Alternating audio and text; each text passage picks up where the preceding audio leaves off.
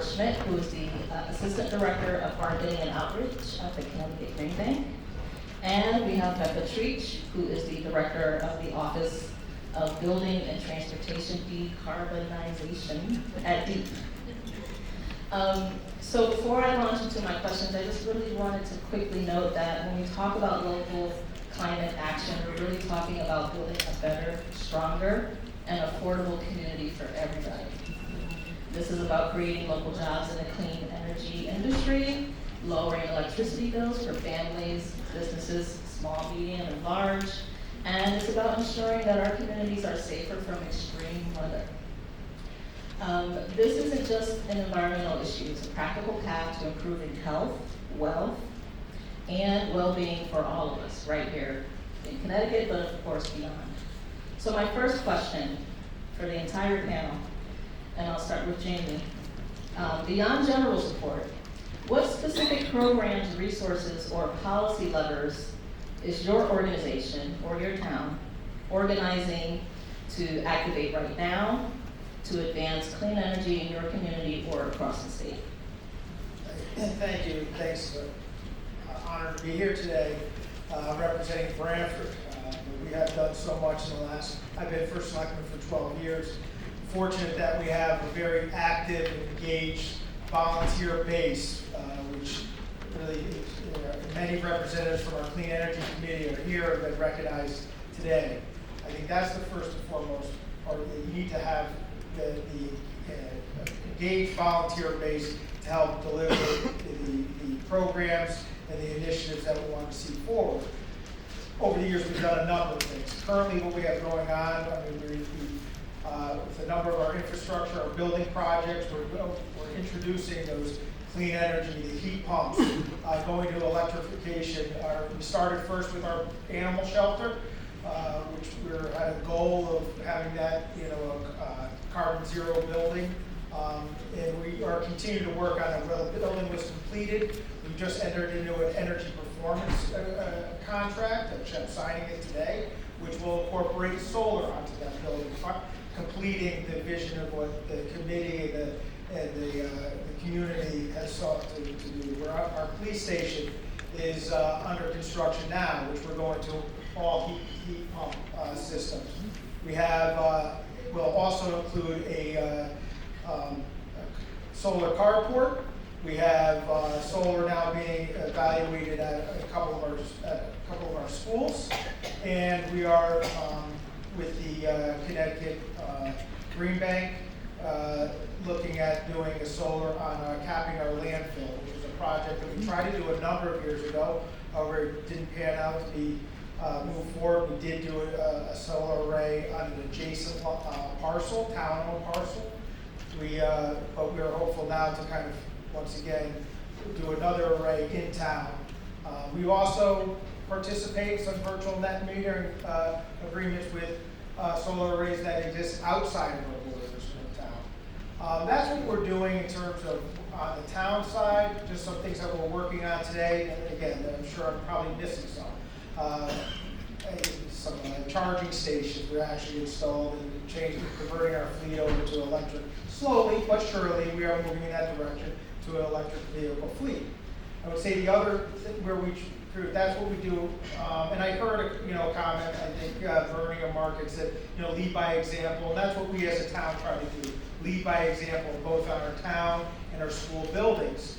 But however, through the Clean Energy Task Force or committee that we have established, they do a lot of public outreach. Which I'm supportive of, and we've also, through the First Selectman's office, directly communicate with our residents in town. Let them know what programs are available, what incentives are out there. And it's we're at a time where people are getting inundated with solicitation and information, and just really 20-second blurbs online or ads. And we feel that we can provide an environment or a place setting where a resident can come in through whether it's one of the programs that we have, where we'll hold like a public outreach meeting where they can learn about what is available to them, and we also expand that to our business community as well. And as you heard, as that the committee was recognized. We're now expanding or have expanded that out even outside our borders of Branford. We have a lot going on. Sorry if I went over it, but Well, that's fine. I'm proud of what the town has accomplished. Lots to be proud of. Please pass the mic. Thanks. Good afternoon, everyone. So Steve Winter, I'm the state representative for the 94th Assembly District, and I'm the Climate and Sustainability Director at the City of New Haven. So a lot of the things that Jaimie mentioned, we're trying to do in New Haven. So we have a resolution that instructs the city government to move buildings over to all electric wherever possible, electrify our fleet wherever possible. So we have the state's first electric garbage truck, or it's actually a recycling truck. Was not smooth. We had a lot of issues with it. Hopefully we were kind of like in really the first batch of these in the whole country. But it is on the road now. It's been operating well for the last few months. So we want to try to do more of that.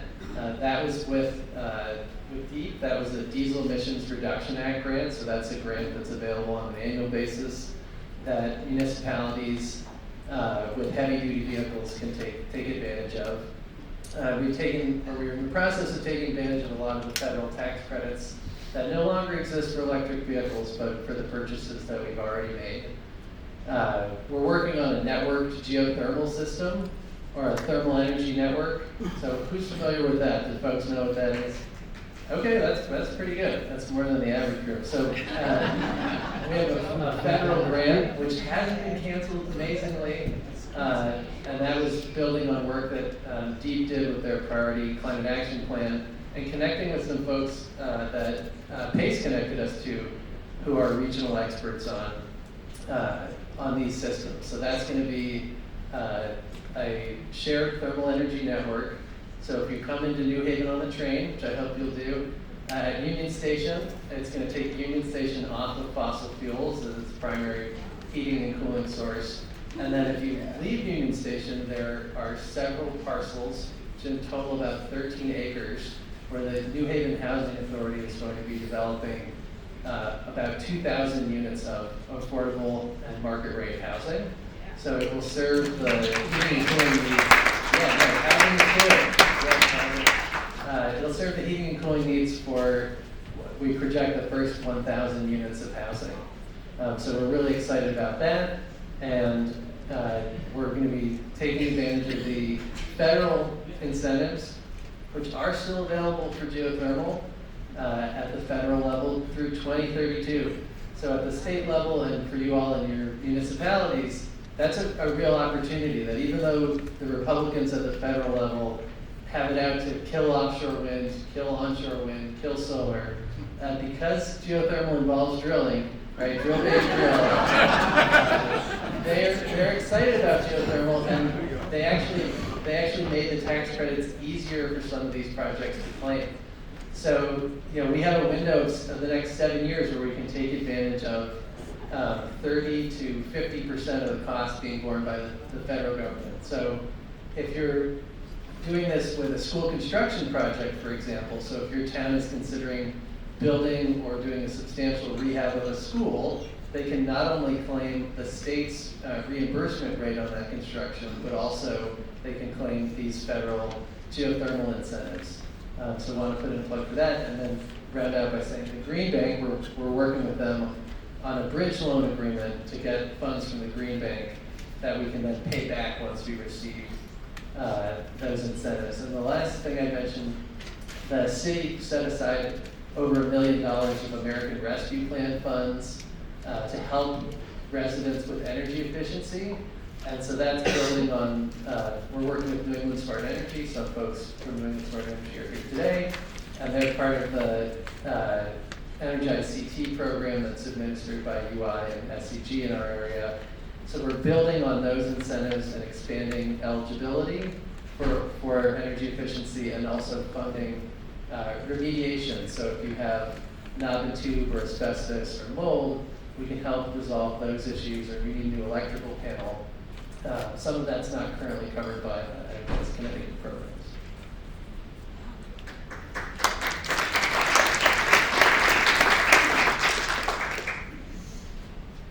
Hi everyone, Robert Schmidt, Associate Director of Marketing and Outreach at the Connecticut Green Bank. I manage a team at the Green Bank who is engaging across community, the building space, economic development, really all of our stakeholders. If you're not familiar with the Green Bank, we are a quasi-state agency. We have products and programs that serve homeowners directly, building owners, communities, and our vision at the Green Bank is a planet protected by the love of humanity. If you've seen our CEO speak, and he's quick to remind all of us, we can't have environmentalism without first having humanitarianism. Everything we do is anchored in engaging with community and reinforcing and building upon our mission to build stronger communities. We have to take that vision and put it into action through developing financing support, technical support, outreach support. A couple things that we're working on right now that we're excited about. One, making projects more accessible and easier for towns and cities to act on. A couple ways we're doing that. One is the Solar Map Plus program. Solar Map is Marketplace Assistance Program. Branford is a case study of this program in action. They've used it to put solar on elementary schools. They're working on the intermediary and high school now. And it's a program that we're deploying across the state. Right now, we're really focused on bringing that program to affordable multifamily housing properties, whether those are municipally operated or otherwise. And we're excited about taking that technical support and the following financial support to make those products more accessible. We're taking a similar model for school bus electrification. We have a program called the Fleet Electrification Accelerator. Preston and the Connecticut Technical High School System are right now taking advantage of that.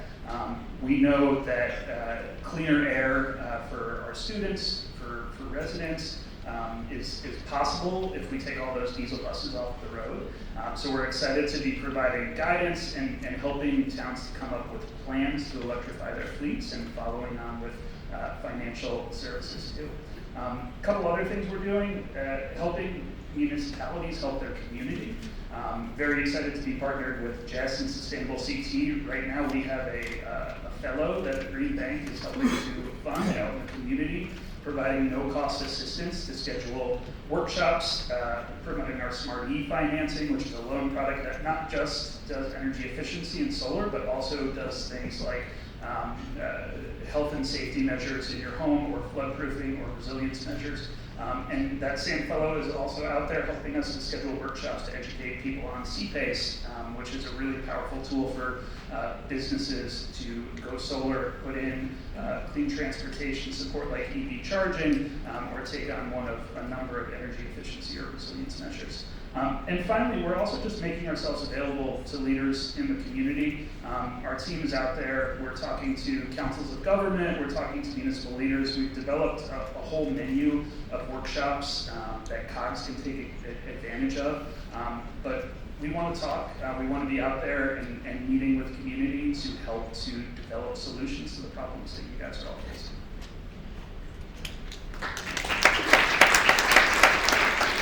Can you all hear me? Okay. Well, when you bring your own mic from home, you know you really want to make sure it works. So my name is LeClair, and I'm a Sustainable CT, and I want to just pause by congratulating Pace on the release of the Energy Action Center. It's really amazing to be a part of this and to be here today for the launch. So by show of hands, who's heard of Sustainable CT? I love it. Okay. Who lives in a registered town? Aha. Who lives in a certified town? Oh, very good. Who lives in a certified town that has completed Action 7.5? Maybe one. So Action 7.5 is to develop a municipal energy plan, and we really do believe that the product from PACE is going to be instrumental to helping towns move through the program and complete that action. So by the overwhelming show of hands, if you've heard of Sustainable CT, I won't tell you too much about the logistics of what we do and how we do it, but just to know, we want to work with you. So whatever hat you're wearing today, if you're a volunteer, you're a staff person, you're an elected official, there's a place for you in Sustainable CT if you want. If you only focus on energy work, that's great. We're here for you. If you want to branch out or join others in your town who are working on other sustainability issues, we're happy to link you up. as well. So the Clean Energy Action Center is a really amazing planning tool that can help make Action 7.5, which is develop a municipal energy plan, more approachable for your community. And I will say it's not a very popular action, so not many towns do it. But we all know that planning is instrumental to moving forward.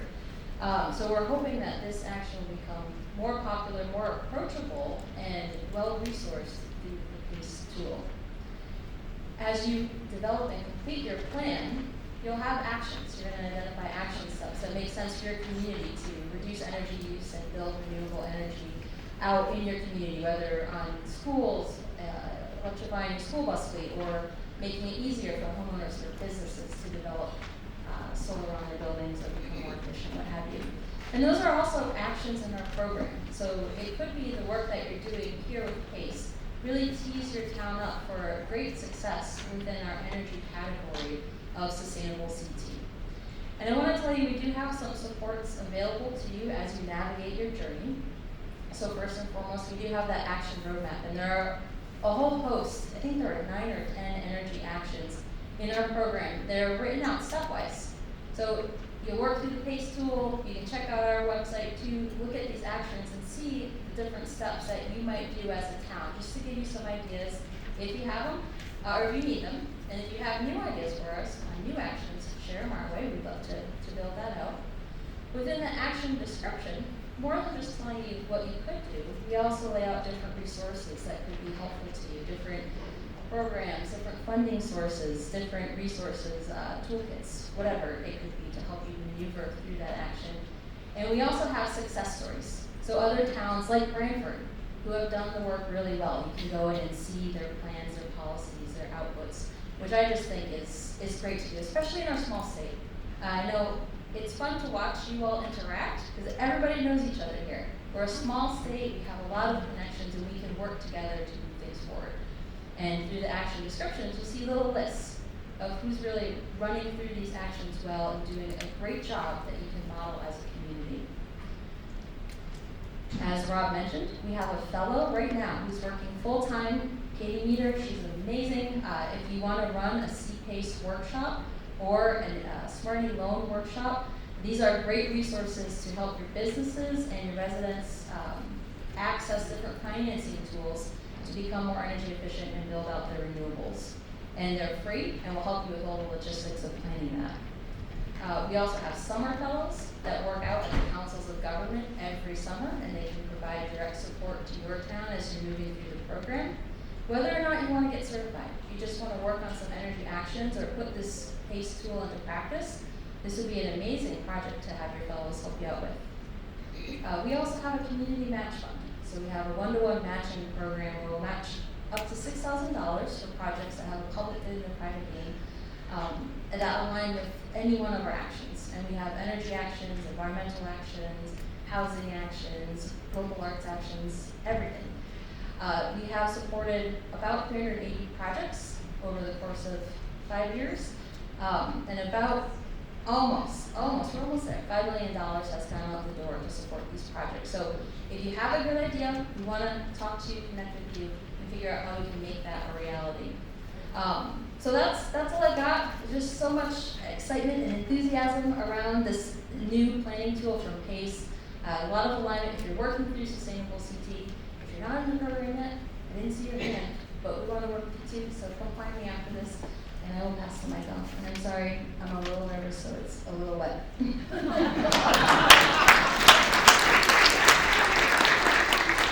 just want to say how impressed I am with all of the things that are happening from the panelists here. It is amazing. My name is Megan Treach. I'm with the Connecticut Department of Energy and Environmental Protection. I'm here to try to give you an overview of just some of the state programs that can help you when you want to put things into action, right, when you're working in your towns. I primarily work within the energy branch within DEEP, so I have a little bit of a bias there, so you'll see that bias in my list of programs I'm going to go through with you. But that said, I also wanted to flag that there are a lot more than what I'll be able to talk about today, so please do grab the flyers at the front here. It'll point you to the websites at DEEP where you can find all of the grants and all of the programs that are available. That said, on the energy side, I wanted to point out that we do administer the cheaper program, so that is the electric vehicle rebate program. So again, if you're trying to drive up electric vehicle ownership and participation, we do have rebates not only for new vehicles, but also for used ones too. So that's going to be really important for those that can't afford the brand new car. In addition to that, my office specifically helps to oversee those energized CT programs that have come up with panelists before me. And that program is really focused on trying to improve the energy efficiency of buildings. And it has sub-programs for all types of customers, right? So if you have small businesses in your town, if you are focused on your municipal buildings, if you have a large population of residential homes and you want to get them to enroll, please do encourage folks to get an energy assessment through these energized CT programs. Efficiency is sort of the best first step for everybody. In addition to that, I wanted to flag that Connecticut DEEP is really excited to be working regionally on a federal grant called the New England Heat Pump Accelerator. The Federal Environmental Protection Agency, or EPA, has provided us with a big chunk of funding to be able to support heat pump deployment.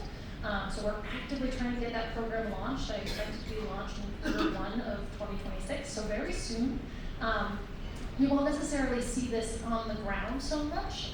This program is focused on delivering midstream incentives for heat pumps, so those incentives will go to distributors primarily, but the whole point is to lower the cost of this technology for everybody. We're trying to encourage market transformation there. Just a few other programs I wanted to list out. I apologize, this is a list, but doing lots of good things. We also work and partner very closely with the Connecticut Green Bank, with the Public Utility Regulatory Authority, or PURA, to help oversee a lot of the solar programs that you hopefully have heard of. So RRES and NRES. We try to actively review the program rules in conjunction with them each year to try to improve access, again, for these tariff programs that help get people to install solar.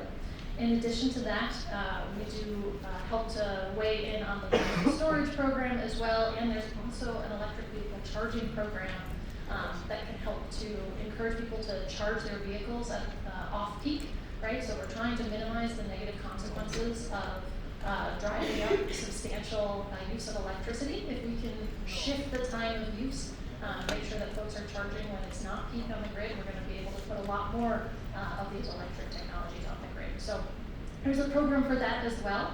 I also wanted to note that in addition to all these energy programs, just recently on Wednesday, DEEP did release their Resilience Fund RFP. So if folks are considering resilience projects in their municipalities, please do check that out. That's a combination of state and federal funding to support resilience projects. Again, it's pretty broad, so if you have ideas, take a look at that RFP and see if it can fit with it. Those are sort of just a sampling of programs, so there's a lot out there. But in addition to that, I did want to point out that we also just have some good, hopefully, resources for you. So one, we do have a permitting concierge service, and so if you have any kind of project that is trying to navigate that permitting process at the state, I encourage you to reach out to that concierge service so you can just have a better sense about what the state needs to look for and what we consider and what steps you have to take for that project. And that's anything that's being developed, right? So that could be housing, that can also be a large solar project or land-based wind, right? So if there's anything that flags some deep permitting, please do reach out to them to just better understand that process. In addition to that, we've been trying to just make some information more readily available to you all. Similar to the awesome work that BASE is doing, we try to get some of this information out in a public place so that folks can download things and look at it and mine through the data. So we're actively working to update our Energized CT data dashboard with the utilities that help administer these programs. We're actively redesigning that. I'm looking at Amy. She's fully aware of all of this process. And we're trying to make that data more accessible so that you're able to see how many homes have participated in Energized CT programs, can see how many heat pump rebates have happened in your town. And again, BASE has really leveraged a lot of this information, so this is a great source for you to compile all of it in one place. In addition to that, I wanted to mention that we have a solar siting mapping tool as well. So if you were trying to encourage siting of solar into preferred locations. Crest is our mapping tool that really can help you put a bunch of layers together in one place to see, hey, how can I help avoid wetlands? How can I help to avoid prime forests, right? And it puts all of this in one place so you can help to steer development into the best places. And then lastly, in terms of tools, this one is not ready yet for prime time, but we're actively trying to get a developer under contract to develop a online incentive tool for residential customers, primarily because I just listed what feels like 50 billion programs, and I recognize that that's not even all of them. And it's really hard to find them all, right? If you don't know the name of these programs, you're not gonna find them. And so we've recognized that's a challenge. We are actively trying to develop a tool that will help residential folks be able to put in a little bit of information about maybe what they're interested in, or maybe their zip code or something else, and that way we'd be able to spit out a list of all of the relevant programs and how they can stack together, because that's the other component that gets really confusing. If I do this program, can I also use that one, right? So that's going to be a little bit of a work in progress. I do expect that's going to take us 6+ months to develop, but sometime next year, I'm very hopeful we'll have a beta version out, and I'll be coming to all of you to help get the word out so that hopefully we can, again, help transform the market. And then last but not least, I'm sorry for the list, I did want to mention that on the policy side, some of the things we're really excited about is at the state level, we are been kindly granted authority from the legislature to be able to do some large-scale procurements, right? So we're able to purchase things like offshore wind and battery storage. And so there are a lot of RFPs that are currently out on the street. We're doing everything from a zero carbon RFP to hydropower RFP. We also have an additional efficiency RFP out there too. So we know we can do so much with the Energize CT programs, but we know there's more opportunity for additional energy efficiency in buildings. So we've put it out to the market to see, hey, what else can people provide? Other providers might have ideas and program offerings that we might want to layer on top of these Energize CT programs. So we're doing a lot of work. But again, that is definitely just a sampling of it, and I'd encourage you to grab some flyers up front to be able to find the full list of opportunities. Thank you, Becca.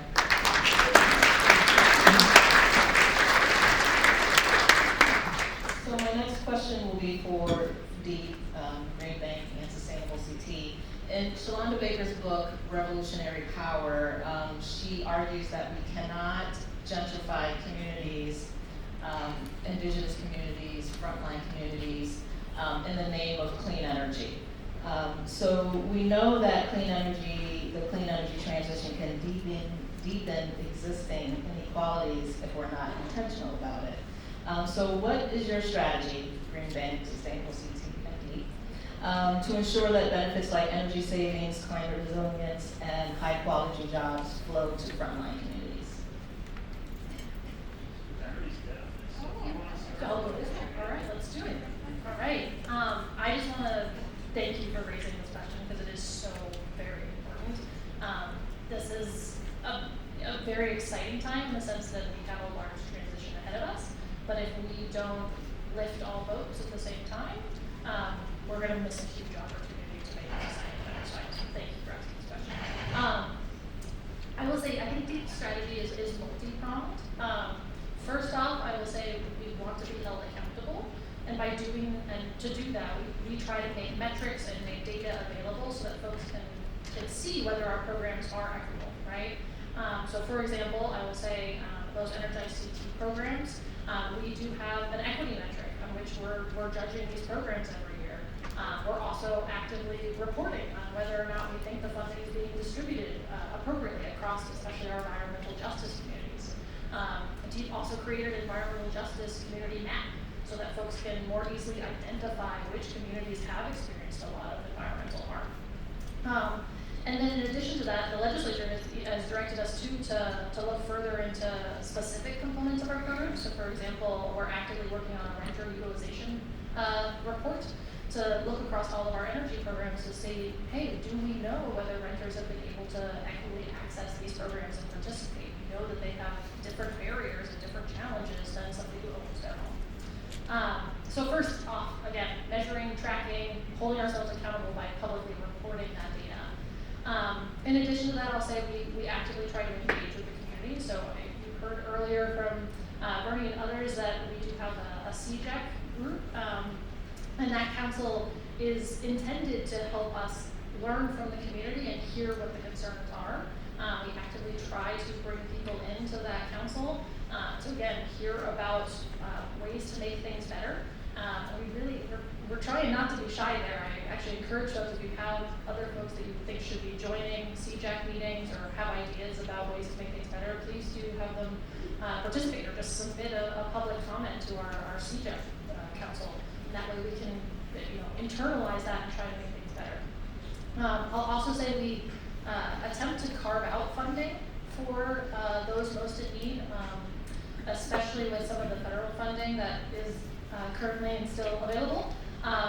We've been really trying to focus that funding on low to moderate income homes and even multifamily scenarios that again we know haven't been able to participate in our programs as readily as they should. So we've been trying to again sort of make those carve outs where possible.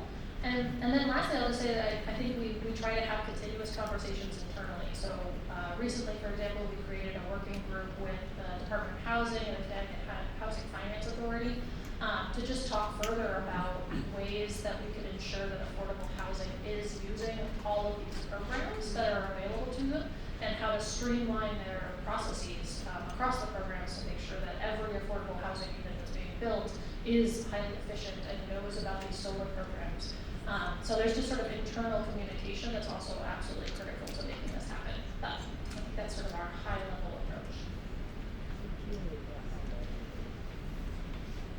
So at Sustainable CT, we're a certification program, and how we build equity into our program. We provide supports to towns, but we also require it for any town seeking certification. The only required action of our entire program for any level certification is action 1.1, optimize for equity. And in that we have an equity toolkit process, an equity process. We call it the equity toolkit, it's just how we phrase this. But really we're asking towns to take a step back and look at who really lives in your town, connect with them in a real way. So meet people where they're at. So not the normal 7 p.m. Tuesday meeting, but where are people congregating in your community? Go find them. Talk to each other. Nothing wild, just connect, learn something, and use what you learned in any other action in our program. And that could be any of our energy actions. It could be open space actions. It could be complete streets, whatever feels right for the community, whatever you're interested in as a community. So every single town is required to go through this process at least one time, up to 4 times if they want to be gold, which is our highest level of certification. And we try to provide towns with different supports to make this approachable. So we have equity coaches that can work with towns at no cost to bounce ideas off of. Where do people hang out in my town? You kind of get in your silo. Maybe you don't. This might be a very active group. But I do. I work from home, so I can't say I go home from work. But you're at home, you do your thing, you live your life, and you might not always be as engaged or know everything that's happening. So we ask, you could work with the coach to figure out where are people, what are some ideas, how could I connect with people, how could I frame the conversation, and how could I use that in a meaningful way. So that's a key component of our program, it's a foundational element of our program. So in addition to the coaching services that we provide, we also offer a 3-part equity training series 3 times a year. So it's 6 hours per series, and towns can participate. You're all welcome to participate. We'll have our January series coming up soon. We haven't quite nailed down the dates, but we're getting quite close. And that just gives some language background, the ability to connect with your peers and talk shop about how you're navigating equity issues and conversations and opportunities within your town. So we require it, but we try to make it approachable for towns, and we have lots of great examples in communities just connecting with people and figuring out how they can make their town a little bit better based on people's real wants and needs. So we say you're doing work with the community rather than for the community. There's a big difference there. So we're not making assumptions about what people want or need, but just purely asking them and then implementing what we learned. Another way we're building equity into our program is through our community match fund, and that is funding that is available to anyone at all in a registered town. And the town doesn't need to say yes or no to the project. So if somebody has a great idea, it meets our program requirements, and it's allowed in the town, if they have the ability to do the thing, we'll fund it. So that's us living our equity toolkit process out in our program.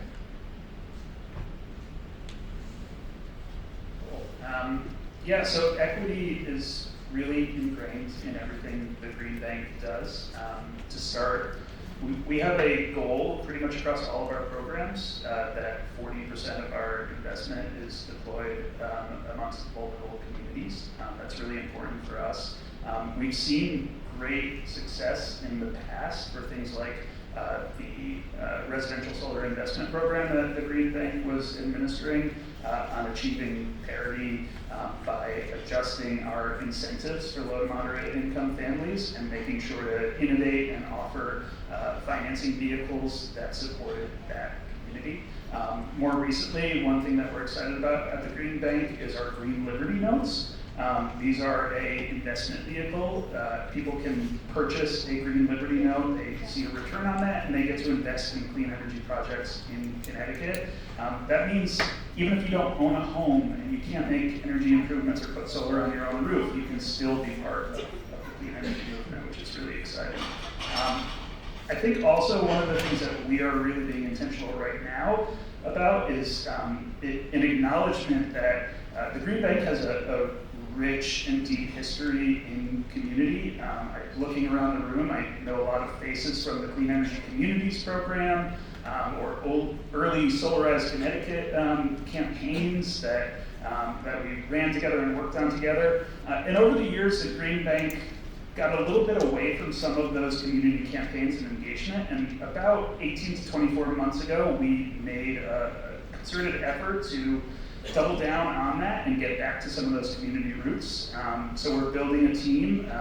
If Jason's in the room, please stand up and wave. He might be, there he is through one of the boat windows there.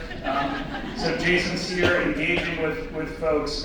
It's been exciting building out this team, but we recognize that just showing up and listening is a really important thing that we need to be doing. And I know Jason's engaged with like the nonprofit accountability group that was awarded earlier today, and many of the other folks here in order to get feedback, to bring that back to our program teams, to bring that back to Green Bank staff, to make sure that we are being equitable in our program design and deployment.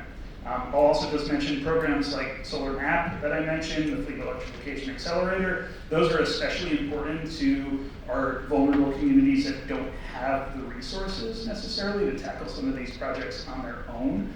And if you think about things like Solar Map Plus for affordable multifamily housing, again, this is a community that might not be able to put in the time, the resources to access solar without technical assistance and financial assistance from the Green Bank. And I think the other thing that is just important for us to acknowledge is as we are thinking about tackling these equity challenges, we need all of your help. The partners in the room, the volunteers, the municipal officials. I mentioned Solarize. Like, what does Solarize 2.0 look like? What does the next community campaign that we're going to do look like? There are a lot of headwinds that we're all up against as we try to adjust outreach and communications and equitable deployment of our products and services, but we want to work with all of you to make sure that we are reaching the right people. Thank you. I'm so sorry that we're coming close to our time. So for Selectman and Representative, I'm going to ask you a question, and if you can also fold in some closing remarks, appreciate that. And try to be as brief as possible. I'm asking a lot of you, but we're going to get it done. So beyond the common concerns around cost, what is the most frequent or most difficult objection you hear when proposing new climate or clean energy initiatives, and how do you work to overcome that? So I think at the city level, there's challenges around attention. Like, to do some of these larger things, you really do need sustained attention. And the cities naturally are dealing with things like fires, like they're literally putting fires out. So if you're dealing with that, or homelessness, or other things that are higher on the hierarchy of needs, you've got to be persistent and really insist that this doesn't get pushed aside too much that you can't maintain progress. And then I think newness, so like the electric recycling truck I mentioned, that really was like totally brand new. And our public works director said, oh, I don't want to be a guinea pig for this. And he actually, on that one, he really was right. We really were. But for other things, it's maybe not a new thing, but it's a new thing to the organization. So like with this geothermal system we're working on, it's not a new thing. The technology's the same as it was in most respects for many decades, but it is new to the housing authority. So there's a cultural and a comfort level that you have to work to achieve to get people on board with things that are new to them.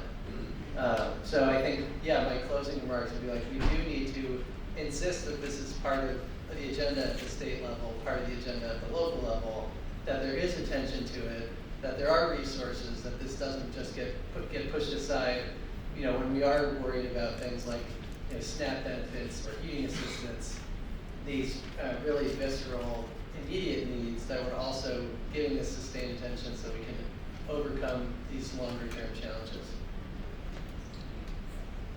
Thank you. I think it's important, you know, at the municipal level, and I stated earlier in my opening remarks on a number of initiatives and programs that we have moved forward. And we were successful at garnering the support. A lot of these were tied to projects. And oftentimes these do come up. What's included in this project? Is that driving the cost? Is that cost worth it? I've always stated, when we evaluate these programs, these initiatives that are different methods that we want to incorporate into our infrastructure, we look at not only the environmental benefits, but we look at what are the operational benefits and what are the financial benefits. And we look at those three things. And oftentimes we're able to make a case where we're seeing a benefit to the community in all three. But, you know, I'll give you an example. It was mentioned about the elementary schools where we have the solar projects. You know, initially when we presented that, you know, it's cash flow positive. I mean, but again, it's not significant. Yes, it's not significant in terms of an overall education budget. But what are all the other benefits? There's the environmental benefits, which, you know, stated, you know, with the schools, and I know one of our former Board of Ed members just stepped out, but our Clean Energy Committee went and presented that clean energy plan to our Board of Education, and that led to a resolution being adopted by our Board of Education where they would strive to meet those same initiatives with any projects of clean energy and net zero in their buildings and so forth. And I think it was mentioned too about getting the students involved. We have student representatives that attend each Board of Education meeting. At the end of the meeting, those students were actually very excited and had further questions regarding the energy plan and what that means for the school and that initiative. So I think that speaks to the point somebody made earlier about getting the students involved too.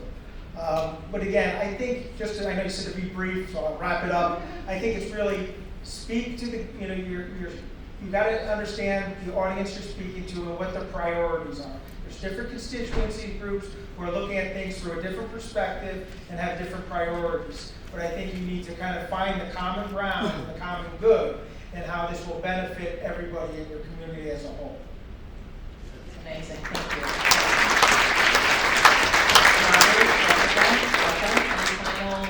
What should folks, when they leave here today, what should we be doing to better our communities? Sure. So obviously, I think, you know, there are a lot of headwinds for clean energy right now, but I think Connecticut is in a really unique position. I think evidence for that is gathering here today and how many people have come out and all of the organizations and the network of clean energy task forces. So we are unique in that we have this community to lean on. That being said, we should continue to think globally, but it's a great time to act locally. lean on each other and let's see how we can work together.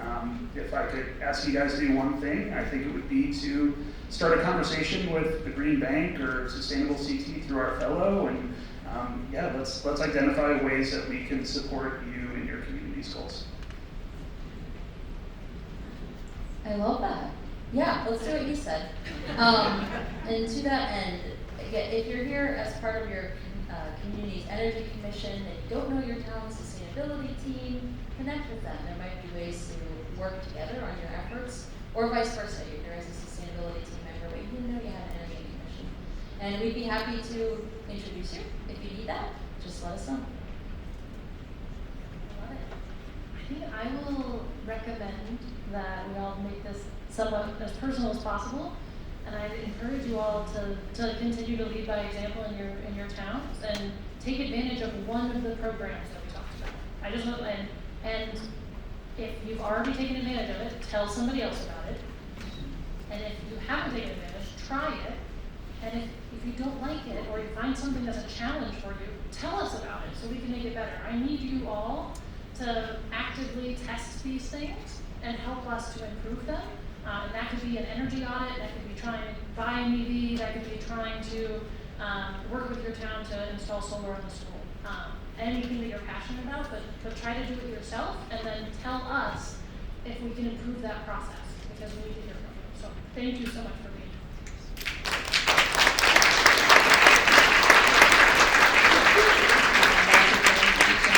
Every one of our panelists today, a lot of takeaways for me are accessibility, requirements of equity, communication, state's first clean garbage truck.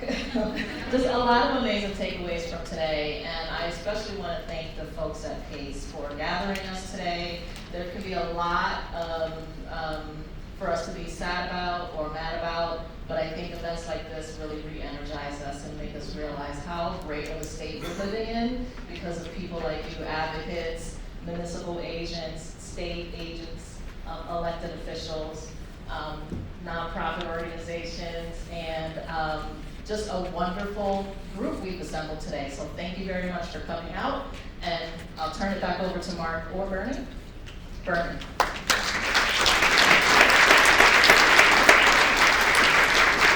If you want to join my list of favorite towns, you know how to go to East Smart CT, most of you know how to get me, and we're looking for a new smart towns. We're a little booked up now. We want to make it comes in March. You can get on that bandwagon and get your whiskers on kittens and start to shoot and be smart. I'm going to see. Oh, Mark is still fiddling. Yes, I'm going to just echo what Brenda said.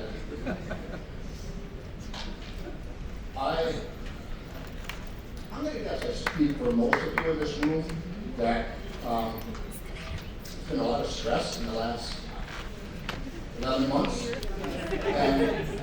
I've actually gotten through it in a weird way. But one of the big ways I do it is all of you, and I think that's, if I had to give one takeaway to this room, it would be, let's rely on each other. I go back to what Dan Raven said, if you can help somebody, help. If you need help, ask for help. And I think that's what this group is all about. That's what the Clean Energy Action Center is meant to do, is help it for them. So. Oh, and we're still stuck. And yeah, Amelia.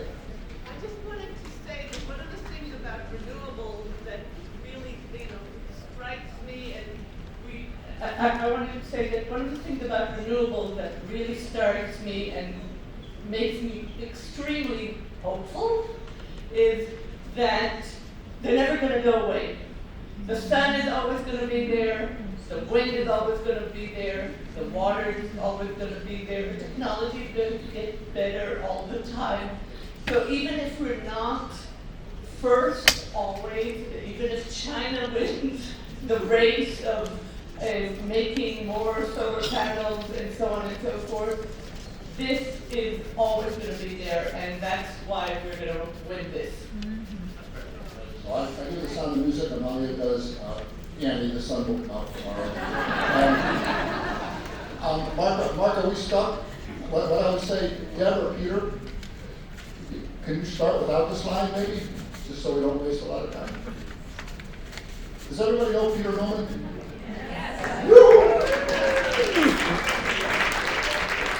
Hi, I'm the other vice president. We thought we needed two at pace. There was going to be a slide up there, but all it would say is N for CT and have a very simple diagram of what a thermal energy network looks like. So I'm going to give you a very quick introduction to N4CT, which stands for Thermal Energy Networks for Connecticut. So Bernie and a woman named Leanne Allen Jacobson and I came together this summer to start an initiative, N4CT. And we did it for two reasons mostly. The first is that we think that thermal energy networks need to be, need to be a big part of the solution to a really big problem. The big problem is that we burn too much methane gas and oil and propane to heat buildings in Connecticut. And the problem with that is that heating buildings that way produces an awful lot of greenhouse gases. It also produces a lot of pollutants that make the air we breathe dirtier. Now, individual buildings with installing air source heat pumps or ground source heat pumps are also going to be a big part of the solution. But it turns out that linking buildings together with a pipe under the street, circulating water, creating a thermal loop, connecting to individual buildings in a neighborhood or a district, each of which have their own water source heat pumps, that heating buildings in mass that way is incredibly efficient. It's the most efficient way to heat and cool buildings, really. And there are other benefits of that.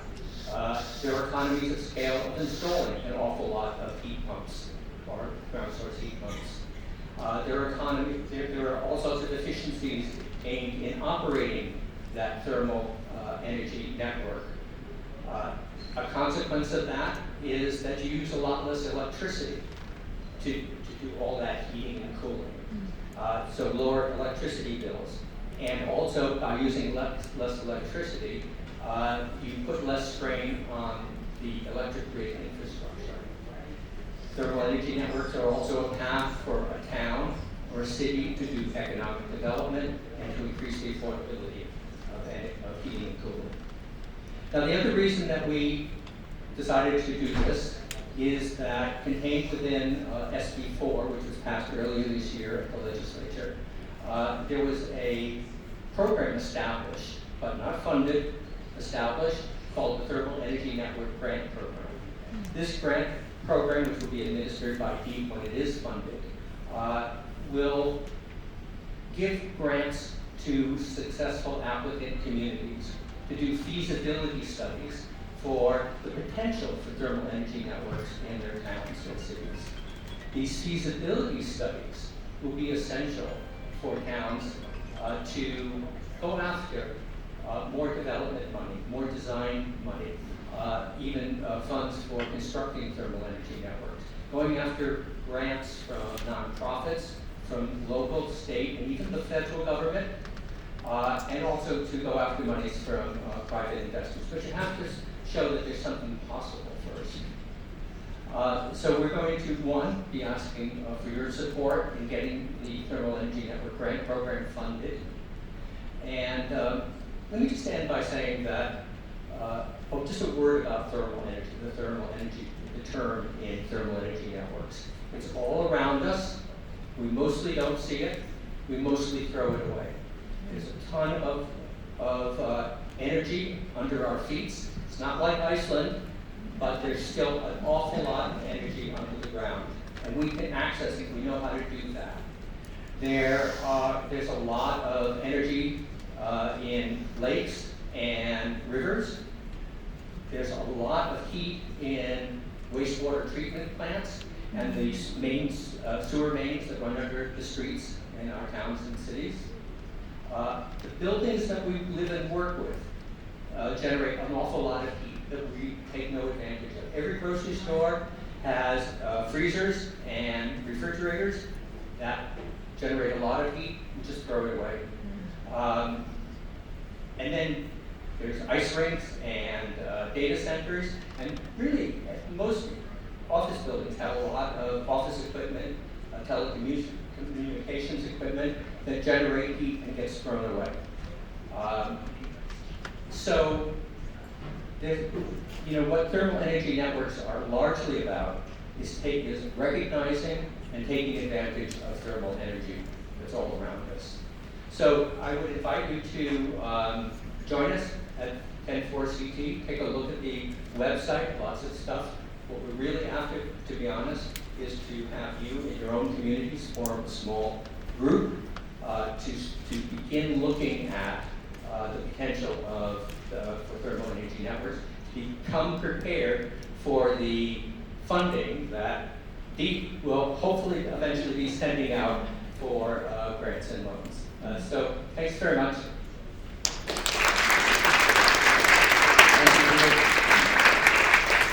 Quick show of hands, how many people know Deb Rowe? Yes, that's a good job. That's a good job.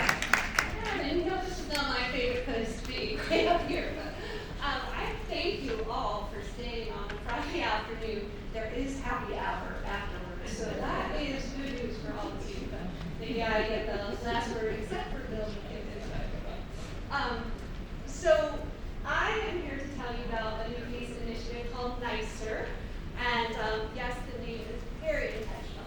We all need to get nicer, but before I do that, I want to tell you 3 quick stories that explain my why, and you all have whys here, and you should share those stories more. So I want to tell you about Toad, a remote mountain village in Nepal, and then a story much closer to home. Oh, can you hear me? Okay. Oops, we skipped one. Oops, we skipped 2. Oh, we're all over the place. Keep looking until you see a toad. Anyways, it's there. Okay. So if you were to look at the screen, there would be a picture. There you go. A golden toad. And this toad lived only in the cloud forest in Monteverde in Costa Rica. And I learned about this toad in 1986 on a trip, a college trip, to do a field study in this cloud forest. And some of our group were lucky enough to see this toad in the wild. And what we didn't know then is that they were some of the last people to ever see this toad in the wild. So within 3 years, because of climate change, drying out the cloud forest and making it more susceptible to diseases, these toads became extinct. So we no longer have this beautiful species with us due to climate change. Next slide. This is a village in Nepal that I was lucky enough to do a homestay in for 2 days, the Bon people. Their village has been there for 1,000 years, and they've lived pretty much the same style of life. They use almost no fossil fuels. You can't even get there in a car. You have to walk up to that village. And the awful thing is that their whole world is changing because of fossil fuel use. Not theirs, but ours. And what happens is they live in the Himalayan region. The glaciers are melting, ice dams are created, and when those dams break, huge catastrophic mudslides come down to their village, and you can already see the erosion taking place there. They've already lost a good portion of the bottom of their village. And right now, they are talking about moving. They might have to leave their home that they've been in for 1,000 years. Next. This is my house. This is climate change in action. This is a microburst, a tree. there. Mark, do you have the other side of that? That was, go back. June 2024. Now you might think those are the same storm. They are not. 2 months later, another microburst at my house. August 2024. Whole bunch of trees toppled. The last one landed on my house.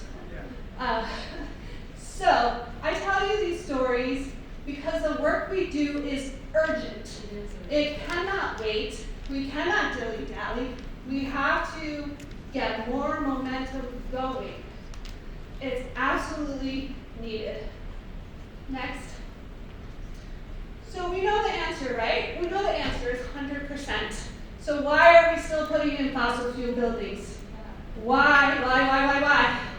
We shouldn't even be having that discussion about the capital area system. That should be a clean energy system. We need to get to 100%. And you will hear lots of people.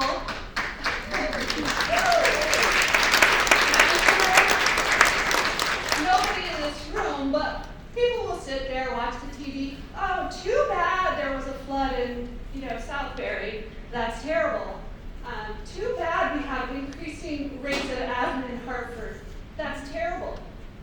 But feeling bad is not the same thing as caring. Action is caring. Action is required to care. And so next, there should be one more number on that, but we are nowhere near where we need to be. Despite all the work that you are doing, we need more momentum. And so that's why we want to talk a little bit about NICER today. Mark, can you switch? Okay, NICER stands for New Clean Energy Revolution, and that is what we need in Connecticut. We need big disruptive solutions, and this is not, it's not another organization, it's not a coalition. It's a movement, it's an umbrella, a way to think about things. As Bill McKibben says, we are not going to do this one EV at a time. We need something new. If you click that, will that do something more? I'm not sure. So the idea is that we need much more collaboration, right? We've started that, but we can do even more. We can have our organizations collaborating, individuals, businesses, municipalities, in true collaborative fashion. Like your organization needs money, let's get all the environmental orgs together and see how we can make that happen for you, right? So we need to do that. We need to enhance messaging, right? Because our messaging is getting drowned out by the fossil fuel companies. We have to overpower that. Like everybody should be talking about clean energy in Connecticut. Our legislators, our neighbors, every municipal director should be talking about clean energy. And there is a place for everyone in this mission, right? There's a lot of people out there that want to do something. They just don't even know how to get started. That is our job, to help them get started. Yeah. So we're starting NICER. We have already started talks with other environmental groups, and we want to start this NICER hub, like a 211 for clean energy action, along with our action center, but something that has all the resources that an individual would need to get started. Let's have training videos and teams that can guide you, and a digital library that has all the resources, not just PACE resources. This is not a PACE thing, right? It's an everybody thing. So let's put resources from the League of Conservation Voters up there. Let's put CIRCA resources. Let's make it one-stop shopping. Why should it be so hard? Let's make it easy for ourselves, right?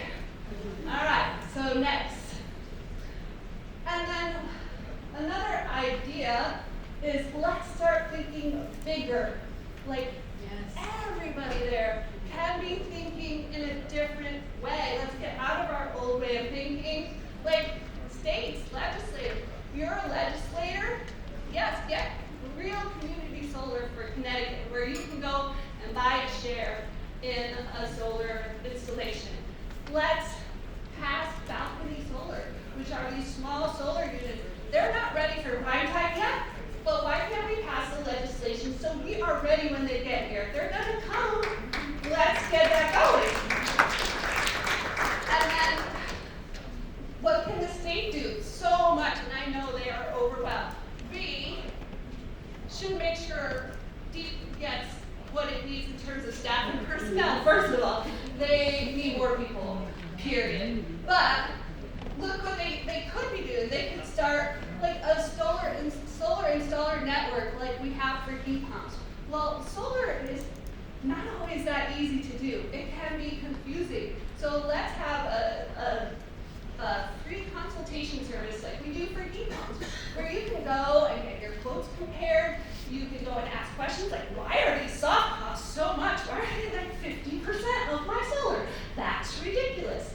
So that's one thing. And then, there's a whole bunch of things they can do, but those big grid solar installations, sometimes they decommission those, and those panels have a lot of life in them.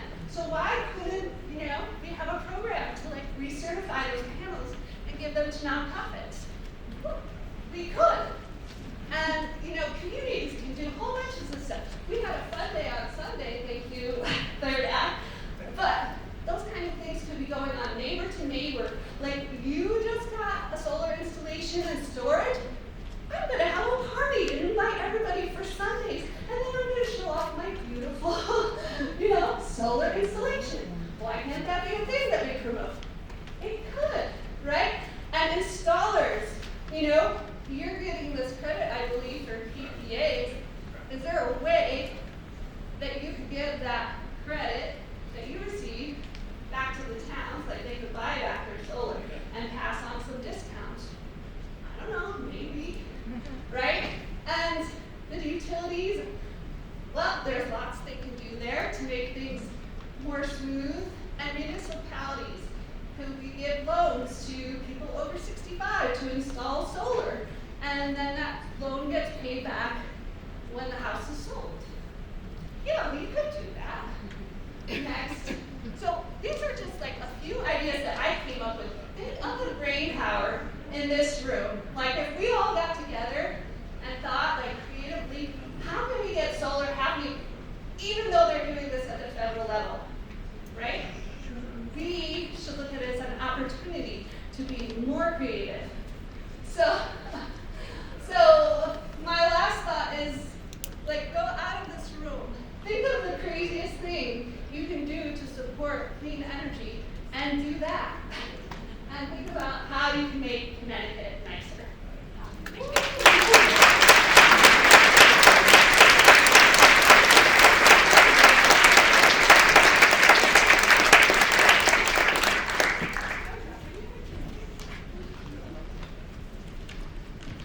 Thank you, Deb. That doesn't get us fired. I don't know what will. Thank you all for coming. This has been a wonderful day. We're overwhelmed by the turnout, and it's been a great conversation. I would like to thank the sponsors of this event, the Connecticut Green Bank, Verigy, Solar Installed, Eversource, New England Smart Energy, Lantern Energy, Third Act, Conservation Law Foundation. Special thanks to our core funders, Common Sense Fund and Hampshire Foundation. So much of what we do would not be possible without them. To our good friend Bernie Zarin, thank you. Yes. To our good friend Bernie Zarin Financial, we are able to do what we do with your support. So it was 7 years ago that we last had a meeting of this size. And at that time, we gave an award to Mark Jacobson. Was anybody at that event at EcoSpace? Right? Mark Jacobson, professor at Stanford University, has been an inspiration to PACE from the very beginning. Right? He has done the research, he's done the math on how we can power the world on wind, water, and solar, wind, water, and sun. And so we reached out to Mark Jacobson and asked him if you would like to send a greeting. And so I would like to close with Mark Jacobson. And as Deb said, you don't need to rush home. There'll be some drinks in the other room. I would also like to thank our photographer, Parker Tebow.